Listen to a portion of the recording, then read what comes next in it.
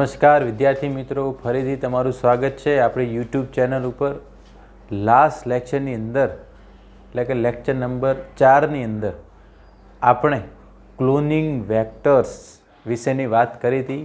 એની અંદર આપણે જે PBR 322 ઓકે એના વિશે ડિટેલમાં જોયું હતું. આજે આપણે કે કોઈ પણ RDNA હોય, કોઈ પણ RDNA હોય, બરાબર, એટલે કે રિકોમ્બિનન્ટ DNA, એને આપણે યજમાનની અંદર દાખલ કરવો હોય તો એના માટેની અલગ અલગ મેથડ વિશે જોવાનું છે. ચાલો, આપણે કેટલું બેઝિક ભણી ગયા કે આપણે શું કર્યું હતું કે ભાઈ કોઈ પણ DNA છે, બરાબર, ઓકે, એ જે DNA હોય એની અંદરથી એને આપણે રેસ્ટ્રિક્શન એન્ડોન્યુક્લિયસ ઉત્સેચક વડે એને કાપ્યા હતા, બરાબર, ઓકે. પછી એ જે કાપેલા ટુકડાઓ છે DNAના ટુકડાઓ, બરાબર, એને આપણે શું કર્યું હતું? અલગીકરણ કર્યું હતું અગેરોજેલ ઇલેક્ટ્રોફોરેસિસની મદદથી. એટલે આપણને આપણા ઈચ્છિત DNAના ટુકડા મળી ગયા હતા, ઓકે. એના પછી આપણે જોયું હતું પ્લાઝમિડ વિશે, PBR 322. એટલે પ્લાઝમિડની ખાસિયતોને આધારે આપણે નક્કી કર્યું કે ભાઈ જે આપણો ઈચ્છિત DNAનો ટુકડો છે એને આપણે પ્લાઝમિડની અંદર નાખવાની પ્રોસેસ જોઈ કે ભાઈ એને પ્લાઝમિડમાં જોઈન્ટ કરવાનો. એ કઈ રીતે કરવાનો કે ભાઈ ધારો કે આને જે ઉત્સેચક વડે કાપ્યો હોય એ જ ઉત્સેચક વડે પ્લાઝમિડને કાપવાનો, ઓકે. પછી આને આની સાથે જોડવા માટે DNA લાઇગેઝ ઉત્સેચકનો ઉપયોગ થાય, ઓકે. એ બધી પ્રોસેસ તમને ખ્યાલ છે કે કઈ રીતે જે આપણા રૂપાંતરિત ઘટકો, અરૂપાંતરિત ઘટકોને ઓળખવામાં પ્લાઝમિડ મદદરૂપ થાય છે. હવે આર્યા જે છે આપણો ઈચ્છિત જનીન સાથે આ પ્લાઝમિડ છે એને આપણે RDNA કહેવાય છે. શું કહેવામાં આવે છે? RDNA.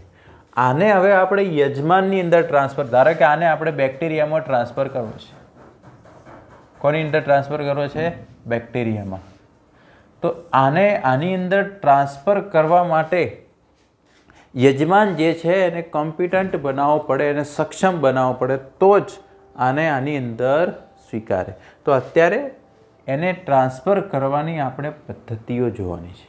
એને આની અંદર RDNAને યજમાનની અંદર ટ્રાન્સફર કરવાની, વહન કરવાની અલગ અલગ મેથડ જે છે એના વિશે આપણે જોવાનું છે, ઓકે. ચલો, આટલો બેઝિક કોન્સેપ્ટ તમને ખ્યાલ આવી ગયો કે આપણે અત્યારે કયો ટોપિક ભણવા જઈ રહ્યા છીએ, ઓકે.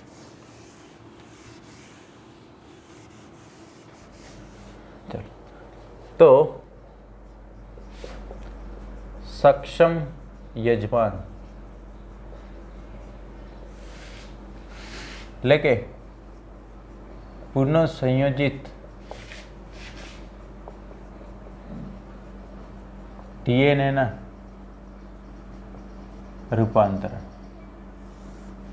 કે આપણો પુનઃસંયોજિત DNA છે, રિકોમ્બિનન્ટ DNA છે, અને કોઈ બેક્ટેરિયલ કોષની અંદર ટ્રાન્સફર કરવાનો છે, ઓકે. હવે આપણે અમુક ખાસિયતો જોઈશું કે આપણે જે DNA છે એ જલાનુરાગી છે. કેવો છે? જલાનુરાગી, એટલે હાઇડ્રોફિલિક છે, ઓકે. અને એક વસ્તુ તમને ખ્યાલ છે કે જે જલાનુરાગી હોય, હાઇડ્રોફિલિક હોય, એ કોષરસ પટલ હોય એમાંથી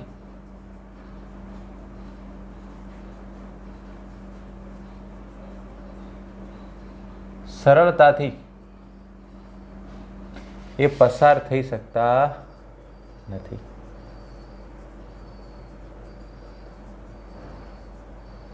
બરાબર, કારણ કે તમને ખ્યાલ છે કોષરસ પટલ કેવું, એ લિપિડ બાય લેયરનું બનેલું હોય. નોર્મલી કોષરસ પટલ જે વસ્તુ લિપિડમાં, ચરબીમાં દ્રાવ્ય હોય એને ઝડપથી અંદર જવા દે છે, બરાબર. પણ જે પ્રોટીન અથવા પાણીમાં દ્રાવ્ય હોય, જલાનુરાગી હોય, એને અંદર સરળતાથી જવા દેતા નથી, ઓકે. તો એના માટે એને સક્ષમ બનાવવો પડે. એના માટે યજમાનને શું કરવો પડે? જે rDNA જે છે એને સ્વીકારવા એને શું કરવું પડે? એને આપણે સક્ષમ બનાવવું પડે,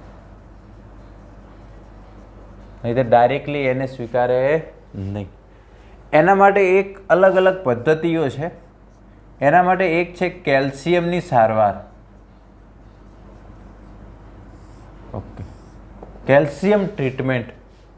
કેલ્શિયમ એ ડાયવેલેન્ટ આયન છે, દ્વિસંયોજિત આયન છે.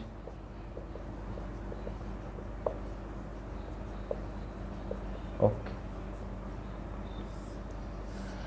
તમે ક્યાંક ને ક્યાંક એ વસ્તુ ભણી ગયા છે. કેલ્શિયમ જે છે એ કોષરસ પટલની પ્રવેશશીલતા નક્કી કરે. કેલ્શિયમ શું કરે?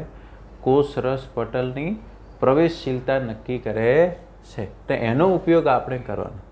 તો જે યજમાન જે છે એને આપણે નિશ્ચિત સાંદ્રતા ધરાવતા દ્વિસંયોજિત એટલે ડાયવેલેન્ટ આયન જે છે કેલ્શિયમની સારવાર આપવાની. કોની ટ્રીટમેન્ટ આપવાની? કેલ્શિયમની. ઓકે, એના કારણે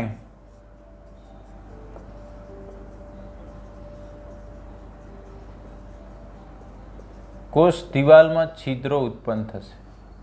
કોષ દિવાલમાં શું બનશે? છિદ્રો. એના કારણે rDNA જે છે એની પ્રવેશ ક્ષમતામાં વધારો થશે. એની અંદર ગ્રહણ કરવાની ક્ષમતામાં એમાં શું થશે? વધારો. ટૂંકમાં કેલ્શિયમ ટ્રીટમેન્ટથી આપણો જે rDNA એટલે કે જે પ્લાઝમિડ છે એની સાથે આપણો rDNA છે એને યજમાનમાં ટ્રાન્સફર કરવો એકદમ સરળ રહેશે, કારણ કે કોષ દિવાલમાં છિદ્રો બનાવશે. ઓકે, તો એક મેથડ થઈ કેલ્શિયમ ટ્રીટમેન્ટ. ઓકે, બીજું કે ઘણીવાર કે જે એને હાઈ ટેમ્પરેચર આપવામાં આવે તો એના કારણે એનું કોષરસ પટલ થોડું ડિસ્ટર્બ થાય. ઓકે, તો ઘણીવાર એમાં શું કરવાનું કે આ ટ્રીટમેન્ટમાં પહેલાં જે બેક્ટેરિયલ કોષો હોય એને બરફ ઉપર મૂકવામાં આવે.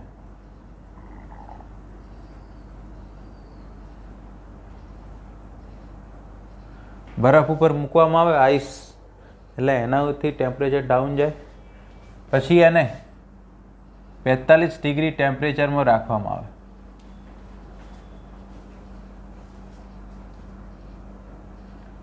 પછી એને 45 ડિગ્રી ટેમ્પરેચરની અંદર રાખવામાં આવે. ઓકે, એટલે શું થાય કે જેવું એને આ ટેમ્પરેચરમાં રાખવામાં આવે એટલે એનું કોષરસ પટલ જે છે ડિસ્ટર્બ થાય. ઓકે, એટલે જેવું એનું ડિસ્ટર્બન્સ થાય એટલે પેલો rDNA અંદર દાખલ થાય. ફરી પાછું એને કુલિંગ ટ્રીટમેન્ટ, ફરી પાછું એને બરફ પર મૂકવામાં આવે. ઓકે, એટલે એનાથી શું થાય કે ધારો કે કોષરસ પટલ છે એને થોડું હીટિંગ ટ્રીટમેન્ટ એટલે એરિયું ડિસ્ટર્બ થાય, બરાબર, એટલે પેલો rDNA અંદર દાખલ થઈ જાય. બરાબર. ઓકે, આ રીતના ટ્રીટમેન્ટ કેલ્શિયમ સાથે સાથે પણ આપવામાં આવે છે. ચાલો, તો એક આ રીતે પણ કરી શકાય. ચાલો, હવે આના સિવાય પણ બીજી ઘણી બધી પદ્ધતિઓ છે. એમાંથી એક છે સૂક્ષ્મ અંતઃક્ષેપણ. બીજી પદ્ધતિઓ વિશે જોઈએ. સૂક્ષ્મ અંતઃક્ષેપણ અને ઇંગ્લિશમાં કહેવાય માઇક્રો ઇન્જેક્શન. ઓકે, હવે આમાં ખાસ ધ્યાન એ રાખવાનું છે કે આ પદ્ધતિ કોઈ પણ પ્રાણી કોષ માટે ઉપયોગમાં લેવાય. ધારો કે આપણે કોઈ rDNA છે એને આપણે પ્રાણી કોષમાં દાખલ કરવો છે. કોની અંદર? તો આ મેથડ અપનાવવામાં આવે છે. આની અંદર શું કરવાનું કે આપણો જે rDNA છે એને સીધો જ પ્રાણી કોષના કોષ કેન્દ્રમાં દાખલ કરવામાં આવે છે. જે પણ rDNA છે એને સીધો જ જે ઇન્જેક્શન પ્રાણી કોષના કોષ કેન્દ્રમાં સીધો જ અંતઃક્ષેપણ કરવામાં આવે.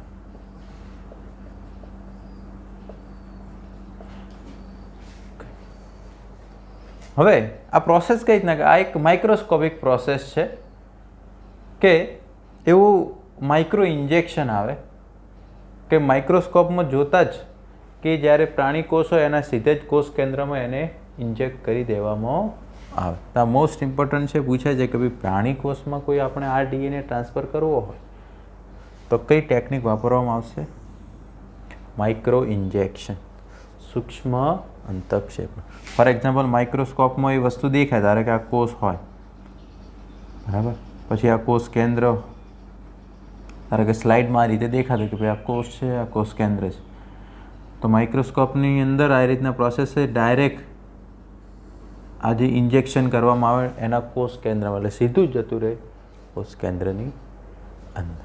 ઓકે, ચાલો, તો આ રીતના એની મેથડ કરવાની.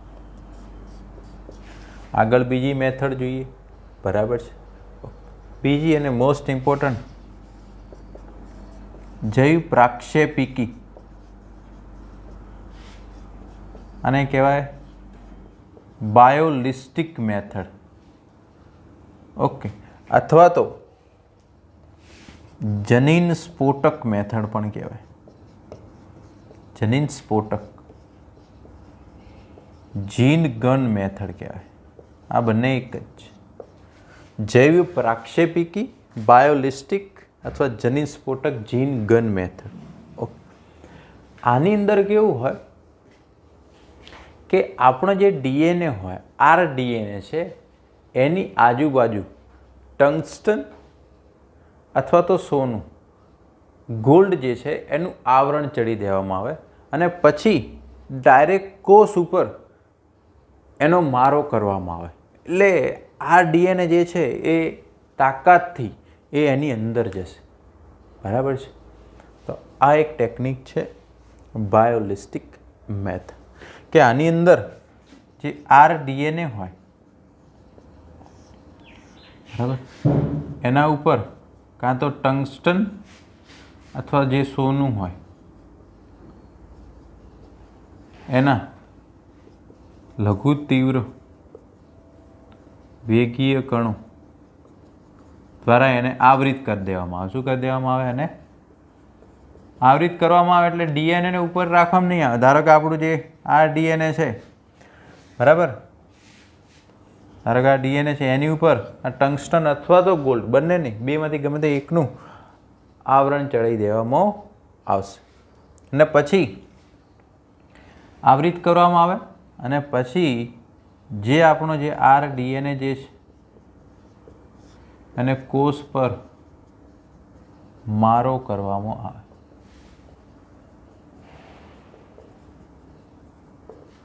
આપણે જેમ ગન હોય કેવું બુલેટ એમાં જાય, બસ એવું જ આની અંદર. ધારો કે કોઈ સેલ છે આખો, બરાબર, તો એના ઉપર આ રીતના જે કણો હોય, ધારો કે ડીએનએ છે એની ઉપર આ આવરણ છે, એનો ફોર્સફુલી કોષની અંદર દાખલ કરવામાં આવશે. બરાબર, એક મિનિમમ ફોર્સ હોવો જરૂરી છે જેથી કરીને કોષની અંદર દાખલ થઈ શકે. અને જ્યારે એ અંદર દાખલ થાય છે એટલે આપણા rDNAને કશું નુકસાન થશે નહીં, કારણ કે એની આજુબાજુ શું છે, પેલું ટંગસ્ટન અથવા ગોલ્ડ છે એનું આવરણ છે, એનું લેયર છે. આ બધું આપણને સાંભળવામાં એકદમ ઇઝી લાગે કે આ રીતે હશે, આ રીતે, પણ પ્રોસેસ જે છે ટિપિકલ હોય છે, એટલી સરળ હોતી નથી, બરાબર છે. આ કોઈ એવી પ્રોસેસ નથી કે ભાઈ બંદૂકમાંથી ગોળી છોડી સીધો કોષની અંદર. આ તો એકદમ જેનેટિક લેવલ ઉપર આખી પ્રોસેસ થતી હોય, બરાબર. ઓકે, અત્યારે તમે જો આ બધી વેક્સિન બને છે, ઓકે, જેમ કે કોરોના વાયરસની, આ બધું કોને આભારી છે? આ બધું બાયોટેકનોલોજી લેવલ ઉપર બધું કામ થઈ રહ્યું છે. આપણે શરૂઆતમાં સાંભળ્યું હતું કે ગુજરાતની અંદર જે બાયોટેકનોલોજી છે ગાંધીનગર, એમણે કોરોના વાયરસ જે છે એની સિક્વન્સ ડિસાઇડ કરી છે. શું કરી છે? સિક્વન્સ શોધી કાઢી છે. એટલે કે આનું જે જનીન છે, બરાબર, જે આરએનએ, એની અંદર આરએનએ છે જનીન, એ એની સિક્વન્સ આખી, જેમ આપણે હ્યુમન જીનોમ પ્રોજેક્ટના નક્કી કર્યો એ રીતના એની સિક્વન્સ નક્કી. તો એમાંથી પછી શું થાય? સિક્વન્સિંગ કરેલું હોય તો એની વેક્સિન વિકસાવી ઇઝી રહે. બરાબર છે. જેમ કે અત્યારે ઇન્ડિયામાં ભારત બાયોટેક જે છે એ અત્યારે ટોપ ઉપર છે વેક્સિન બનાવવામાં. આખું વર્લ્ડ બનાવી રહ્યું છે, પણ ઇન્ડિયામાં ભારત બાયોટેક જે છે એ આ વસ્તુ પર રિસર્ચમાં સૌથી આગળ છે. અને એ વેક્સિન આવી પણ જશે, કારણ કે આખું વર્લ્ડ જે છે એના ઉપર કામ કરી રહ્યું છે. તો 100% 2021 સુધી એની વેક્સિન આવી જ જશે. બરાબર છે, એવું આપણે આશા રાખીએ. બાકી હજુ ઘણા એવા ડિસીઝ છે એની વેક્સિન મળી નથી. કારણ કે નોર્મલી કેવું હોય, જેમ કે પોલિયોની જ વાત કરો ને, પોલિયો વાયરસના કારણે થતો રોગ છે. એની શરૂઆતમાં વેક્સિન નથી, પણ ધીરે ધીરે ધીરે એની વેક્સિન મળી ગઈ, પોલિયો વેક્સિન. તો આપણે એવી જ આશા રાખીએ કે ભાઈ આની વેક્સિન મળી જ જાય. કારણ કે આ રોગ જે છે બાકી કરતાં ગંભીર કેમ છે? એનું જે રીતના ફેલાવો થાય છે human two human, human spread disease જે છે બહુ જ ખતરનાક હોય. બરાબર, એનો ફેલાવો ઝડપથી થાય. અને એમાંય આપણા જેવો દેશ કે જ્યાં એની વસ્તી 130 કરોડથી પણ વધારે છે. ઓકે, એટલે ડેન્સિટી વધારે છે, પોપ્યુલેશન. ઓકે, તો જૈવિક પ્રાક્ષેપિકી જનીન સ્ફોટક મેથડ. ઓકે, આપણે હજુ આના સિવાય પણ બીજો ઉપયોગ કરી શકાય. તો આપણે એને જીન ગન કીધું કે ભાઈ ડાયરેક્ટ જનીનોની ભરેલી ગન હોય એટલે જીન ગન. ઓકે, ચાલો. પછી એક બીજી મેથડ છે, આપણે વાહકોનો ઉપયોગ કરી શકાય, વેક્ટર. એ તો છે જ ને, નેચરલ. આપણે વાત કરી હતી કે ભાઈ વાહકો એટલે જેમ કે ભાઈ બેક્ટેરિયોફેજ છે,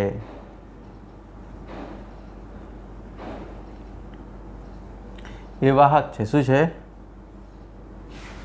આપણે આપણા ઈચ્છિત જનીન હોય, બરાબર, એને આપણે બેક્ટેરિયોફેજમાં નાખી દો. બરાબર, ઓકે. પછી બેક્ટેરિયોફેજ જે છે એ બેક્ટેરિયા ઉપર જવાનું. ધારો કે આ બેક્ટેરિયોફેજ છે, બરાબર, ઓકે. એને પોતાનું ડીએનએ તો હોય, પણ એની અંદર આપણું ઈચ્છિત જનીન નાખી દીધું. બરાબર, ઓકે. હવે આ જે બેક્ટેરિયોફેજ છે કોઈ પણ બેક્ટેરિયાને ઇન્ફેક્ટ કરે, ઓકે, એટલે એ ડીએનએ એની અંદર જવાનું, એ ડીએનએ એની અંદર જવાનું. તો આ નેચરલ વેક્ટર છે. બરાબર, આ બધા આપણે આર્ટિફિશિયલી ટ્રાન્સફર કરવા માટે આ નેચરલ પ્રોસેસ છે. પછી આપણે જેમ કે આ તો ઈ કોલાઈ બેક્ટેરિયામાં, કોઈ બેક્ટેરિયામાં ટ્રાન્સફર કરવો હોય તો પછી બેક્ટેરિયોફેજ પછી આપણામાં ટ્રાન્સફર કરે નહીં. પછી રિટ્રો વાયરસની વાત કરી હતી. કોઈ પણ પ્રાણી કોષમાં તમારે ટ્રાન્સફર કરવો હોય તો એમાં રિટ્રો વાયરસનો ઉપયોગ થાય. પછી એગ્રોબેક્ટેરિયમ,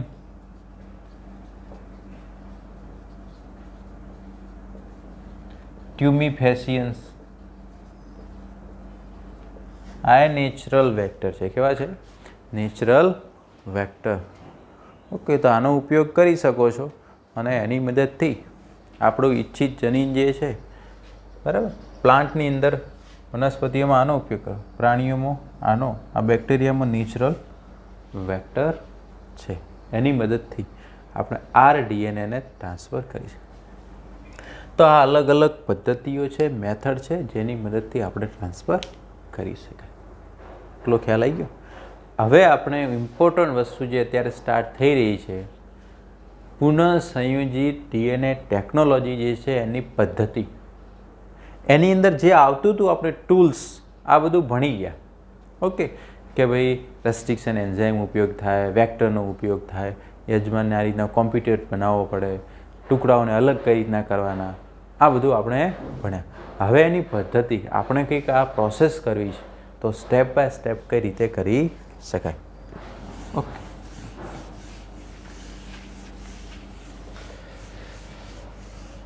તો RDNA ટેકનોલોજી જે છે એમાં સૌથી પહેલું સ્ટેપ કે ભાઈ આપણે DNA પહેલાં જોઈએ. એના વગર તો બધું કશું નકામું છે કે RDNA ટેકનોલોજી કરવી છે. બરાબર છે.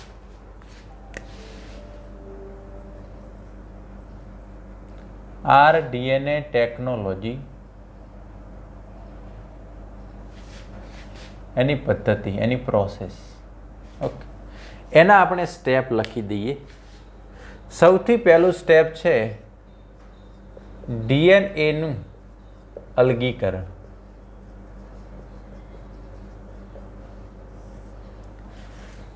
આપણે ધારો કે કોઈની અંદરથી એક પર્ટિક્યુલર જનીન DNAનો ટુકડો જોઈએ છે, પણ પહેલાં આપણે એની અંદરથી એનું DNA તો અલગ કરવું પડશે કે નહીં? એનું આખું DNA તો મેળવવું પડશે ને. ઓકે. તો સૌથી પહેલું સ્ટેપ છે DNAનું અલગીકરણ. ઓકે. હવે આપણને જે DNA મળે છે એના ટુકડા કરવા પડે. એના શું કરવા પડે? ટુકડા કરવા પડે. ઓકે. તો બીજું સ્ટેપ, ચોક્કસ જગ્યાએથી DNA જે છે એને કાપવામાં આવશે. એટલે ચોક્કસ જગ્યાએ છે DNAની કાપણી. બીજું સ્ટેપ એ તમને ખ્યાલ છે, રસ્ટ્રિક્શન એન્ડોન્યુક્લિયસની મદદથી. ઓકે. ચાલો હવે ધારો કે આપણે જે DNAને કાપે, બરાબર, કાપી અને એને સેપરેટ કરી દીધા. કોની મદદથી? કે અગેરોસ જેલ ઇલેક્ટ્રોફોરેસિસ ની મદદથી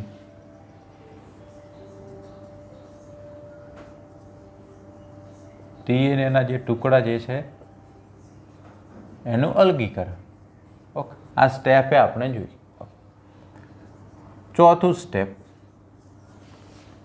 હવે ધારો કે આપણી જોડે એક જ ટુકડો છે એ પર્ટિક્યુલર આપણા ભાગનો, આપણે એની ઘણી બધા નંબર જોઈએ છે. આપણે ધારો કે જેનું પ્રોસેસ કરવાની છે આપણી જોડે ધારો કે એની સંખ્યા ઓછી છે, તો આપણે એની સંખ્યામાં વધારો કરવો છે. તો એના માટે એક ટેકનિક આવે PCR. કઈ ટેકનિક આવે? તો PCR શું છે આપણે ભણીશું. તો PCR જે છે એને કહેવાય polymerase chain reaction. Polymerase chain reaction આ એક એવી પદ્ધતિ છે એની મદદથી આપણે ઈચ્છિત જનીન હોય એનું પ્રવર્ધન, એનું એમ્પ્લિફિકેશન કરી શકાય. એની તમે અસંખ્ય કોપી મેળવી શકો. એટલે આગળ પછી પ્રોસેસ કરવું હોય તો સરળ. બરાબર. ઓકે. તો મલ્ટિપલ કોપી આપણે ઈચ્છિત જનીનની મેળવે. ઓકે. એટલું થઈ ગયું. ચાલો હવે આપણે શું કરવાનું કે આ બધું મળી ગયું પછી આપણે એનું RDNA બનાવશું. શું બનાવશું? ઓકે. એટલે પછી યજમાન કોષમાં, બરાબર છે, આની પ્રોસેસ આપણે પદ્ધતિ જોઈએ છે અત્યારે ખાલી. પછી વન બાય સ્ટેપ બધા જ સ્ટેપ આપણે ડિટેલમાં. ઓકે. જે RDNA જે છે, ઓકે, ને દાખલ કરવો. કઈ રીતના દાખલ કરવાના આપણે હમણાં જ જોઈએ કે ભાઈ હોસ્ટ સેલ છે યજમાન કોષમાં RDNA ને દાખલ કઈ રીતના કરો. ઓકે. હવે યજમાન કોષની અંદર એને દાખલ કરશો એટલે એની મલ્ટિપ્લિકેશન થશે. એ દાખલ થઈ ગયું. ફોર એક્ઝામ્પલ ધારો કે આ બેક્ટેરિયલ કોષ છે, બરાબર, એની અંદર આ પ્લાઝમિડ RDNA દાખલ કરે. આપણે પ્લાઝમિડ નહીં કહીએ, આપણે શું કહીશું? RDNA, કારણ કે એની અંદર આપણું ઈચ્છિત જનીન પણ છે. હવે આપણે એનું પ્રવર્ધન કરાવીશું, બેક્ટેરિયાની સંખ્યામાં વધારો કરાવીશું. ધારો કે આર્યા જે છે અહીંયા જે આ જનીન છે એ કોઈ એક ઉત્સેચકનું જનીન છે. આ જે છે કોઈ એક ઉત્સેચકનું જનીન છે. તો આપણે આની અંદર શું ધ્યાન રાખવાનું છે કે ભાઈ ઉત્સેચકનું જનીન છે, બરાબર, આપણે ધારો કે એ ઉત્સેચક મેળવવું છે, તો આપણે બેક્ટેરિયાનો ગ્રોથ કરવો છે. એટલે બેક્ટેરિયાની સંખ્યામાં શું થશે? વધારો થશે. બેક્ટેરિયાની સંખ્યામાં શું થશે? વધારો. ઓકે, તો આપણે ઈચ્છિત 2 માંથી 4 એમ કરતાં બેક્ટેરિયાની અસંખ્ય સંખ્યામાં વધારો. એક ટાઈમ એવો આવશે કે બેક્ટેરિયા જે છે, આ જે જનીન છે એટલે આ ડીએનએ કહેવાય. ઓકે, એનું એ શું કરે? પ્રોટીન બનાવે, એટલે કે એ ઉત્સેચકનું નિર્માણ કરશે. એટલે તમને ખ્યાલ છે ડીએનએ હોય એમાંથી mRNA બને, આને પ્રત્યાંકન કહેવાય. અને પ્રત્યાંકનમાંથી શું થાય? mRNAમાંથી શું બને? પ્રોટીન બને. પ્રોટીન એટલે આ ઉત્સેચકનું નિર્માણ કહેવાય. આ આપણા માટે એની નીપજ કહેવાય. શું કહેવાય? નીપજ મેળવી કહેવાય. બરાબર, આ પ્રત્યાંકન થયું, આ ભાષાંતરણ થયું. શું થયું? ભાષાંતરણ થયું. તો એના પછીનું સ્ટેપ શું આવે કે દાખલ કર્યા પછી આપણે જે આપણું ઈચ્છિત જનીન એટલે વિદેશી જનીન કહેવાય. ઓકે, વિદેશી જનીન જે છે એની નીપજ મેળવવી, એમાંથી પ્રોડક્ટ મેળવવી. ઓકે, એ જ આપણો ટાર્ગેટ છે. પર્ટિક્યુલર કોઈ પ્રોટીન છે, ઉત્સેચક છે, એ આપણે મેળવવું, એ જ આપણો ટાર્ગેટ છે. હવે અંદર નીપજ તો બની ગઈ, બરાબર, આપણે ગમે તેમ કરીને એની નીપજ બનાવી દીધી, પણ હવે નીપજનું શું કરવું પડે? એમાંથી અલગ કરવી પડે ને. બેક્ટેરિયામાં બધી નીપજ તો બની ગઈ ફોર એક્ઝામ્પલ, પણ એમાંથી આપણે શું કરવું પડે? નીપજને પ્યોર ફોર્મમાં મેળવવું પડે. તો એની જે પ્રક્રિયા છે એને અનુપ્રવાહિત સંસાધન કહેવાય. એને શું કહેવાય?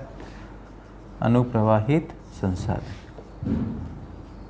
ડાઉનસ્ટ્રીમ પ્રોસેસિંગ કહેવાય. શું કહેવાય? નીપજ અલગ કરવાની, પ્યોરિફાય કરવાની પદ્ધતિ જે છે, નીપજ તો મળે પણ પ્યોર કરવી પડે, પ્યોરિફિકેશન કરવું પડે, બરાબર. આમાંથી નીપજ અલગ કરવી, એને પ્યોર કરવી, એ બધું આવે અનુપ્રવાહિત સંસાધનમાં. આ ડાઉનસ્ટ્રીમ પ્રોસેસ કહેવાય. પ્રોડક્શન લેવલ ઉપર આ બધું અપસ્ટ્રીમ પ્રોસેસ કહેવાય. શું કહેવાય? ડાઉનસ્ટ્રીમ, આગળના સ્ટેપ બધા અપસ્ટ્રીમની અંદર. હવે આપણે 1 બાય 1 સ્ટેપ બધા જ ડિટેલમાં જોવાના છે. એમાં અમુક તો તમને ખ્યાલ છે. હવે આપણે સૌથી પહેલું સ્ટેપ જોઈશું ડીએનએનું અલગીકરણ. શું જોઈશું? ડીએનએનું અલગીકરણ.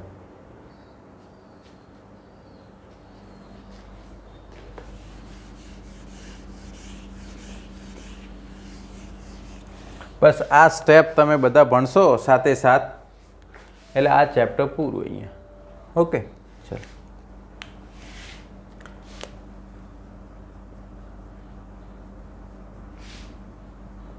આપણે ડીએનએ કહો અથવા તો જનીન દ્રવ્ય જે છે એનું અલગીકરણ.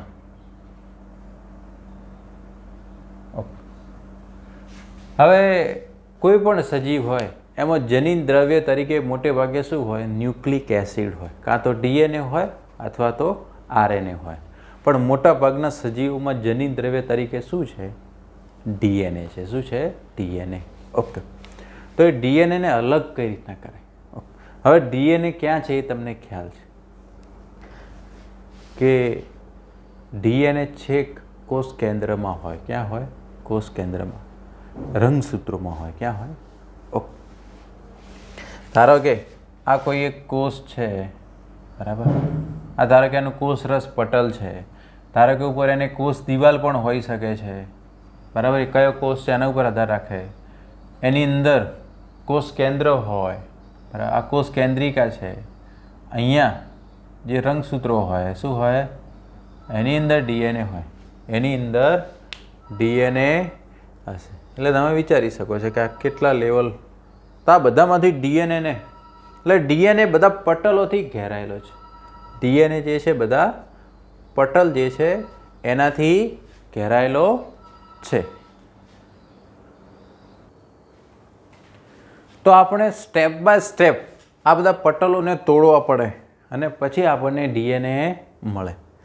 હવે આપણે ડીએનએ શેમાંથી નીકાળીએ છીએ એ પણ મહત્ત્વનું છે કે કોષ કયો છે, કે ભાઈ વનસ્પતિ કોષ છે, પ્રાણી કોષ છે, ઓકે, બેક્ટેરિયાનો કોષ છે, ફૂગનો કોષ છે કે કયો છે. ઓકે, આમાં બધા ઉત્સેચકો વપરાય. શું કરે? ઉત્સેચકો વપરાય. હવે આપણે કઈ વસ્તુને તોડવા માટે શું જરૂરી છે એ જોઈ લઈએ પહેલાં. જેમ કે આપણે કોઈ પણ પ્રોટીન હોય એનું પાચન કરવું હોય તો પ્રોટીએજ ઉત્સેચકની જરૂર પડે. બરાબર છે. આપણે લિપિડ હોય એનું ડાયજેશન કરવું હોય તો લાઇપેઝ ઉત્સેચકની જરૂર પડે. ઓકે, ચાલો.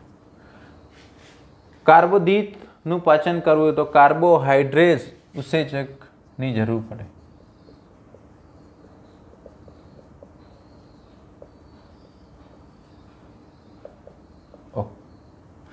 હવે ધારો કે સેલ્યુલોઝ હોય આની અંદર ખાસ કરીને,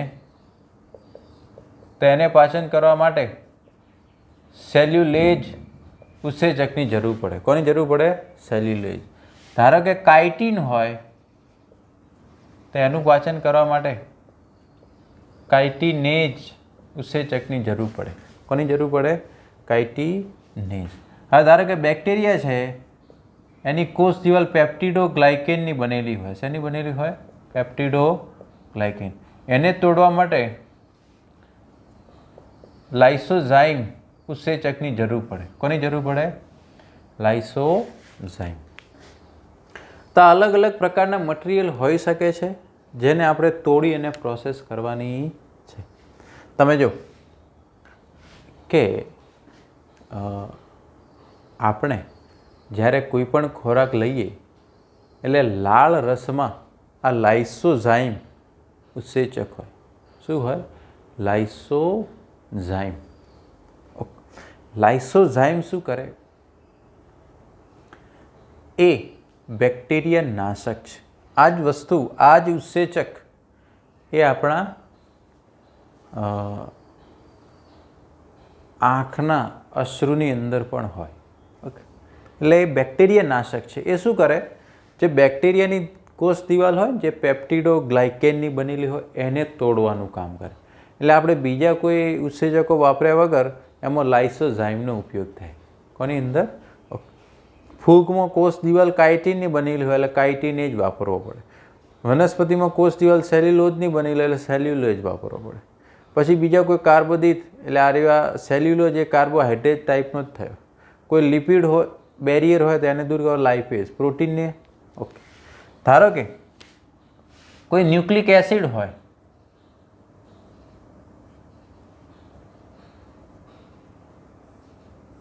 ઓકે, એને દૂર કરવો હોય, જેમ કે કોઈ ડીએનએ હોય અથવા આરએનએ, તો એને ન્યુક્લિએજ ઉત્સેચકો વપરાય. કયા ઉત્સેચકો વપરાય?